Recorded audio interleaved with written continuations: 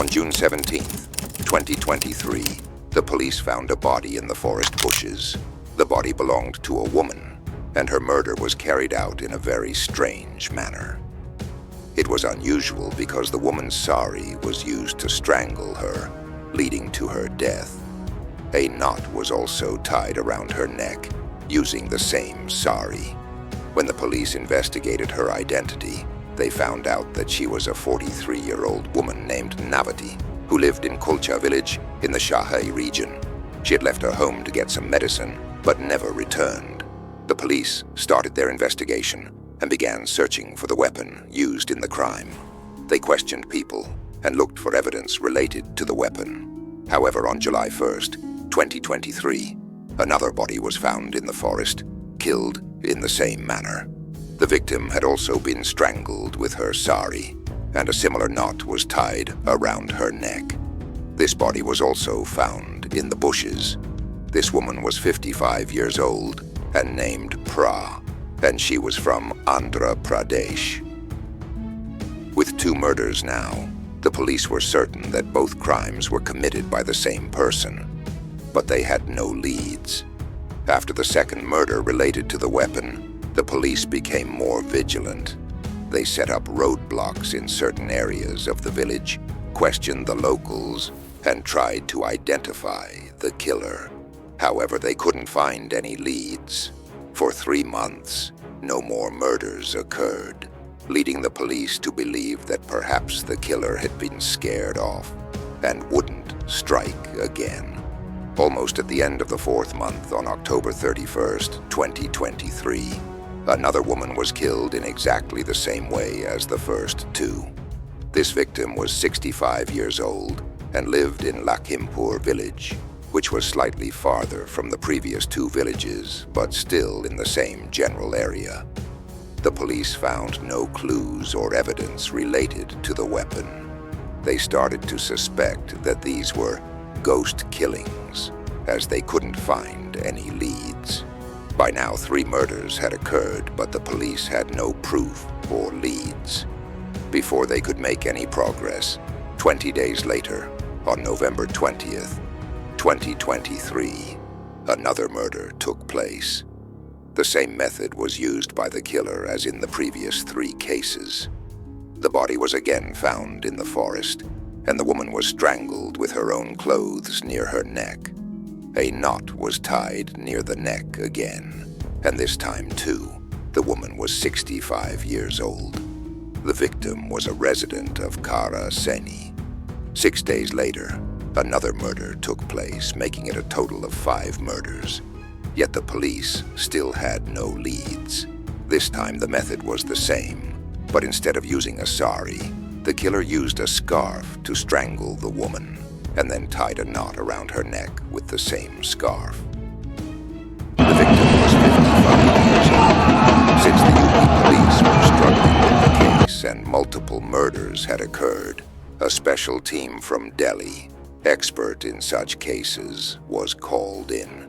The team first tried to find a pattern in all these cases. They found that all the victims were women aged between 45 and 70. All the murders happened between 2 p.m. and 4 p.m., and most of the bodies were found near sugarcane fields in the jungle.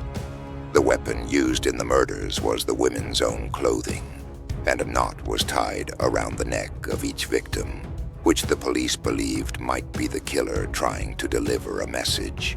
However, the police couldn't decipher the message. Despite this, the police worked hard to solve the case, because 5 murders were a significant number. They went to all the nearby villages in that area and warned the women to be cautious. They advised them to stay away from strangers and to inform the police as soon as possible if they saw anyone suspicious. The police set up checkpoints everywhere and significantly increased patrolling. However, despite all this, they still couldn't find any leads regarding the weapon. The police had no solid direction yet. They had reviewed numerous CCTV footages and checked all relevant locations where the murders had taken place. but still had no leads after 5 murders. As time passed, there were no more murders for 7 months, leading the police to think that the killer might have gotten scared and wouldn't strike again. But they were unable to catch him. Then, on July 3rd, 2024, another woman's body was found near the sugarcane fields. When the police arrived, they discovered that the murder was committed in the exact same manner. The woman had been strangled with her sari, and a knot was tied around her neck. The time of death was again between 2 and 4 p.m. The police realized that it was the same killer who had committed the murders 7 months earlier. With 6 women now dead, the pressure on the police to solve the case intensified. The police worked tirelessly, forming 22 teams that investigated over 150 locations. The survey teams checked more than 500,000 phone numbers, and the police mapped out and marked a 25 kilometers area where the killer might be operating. They also reviewed 1,500 CCTV footages and installed 600 new cameras within that 25 kilometers area. Despite all these efforts, the police had little to show for it, except for 3 sketches. These sketches depicted a very strange face that didn't even seem human, but the police circulated them anyway. On August 8th, the police received information from a man at a roadside tea stall.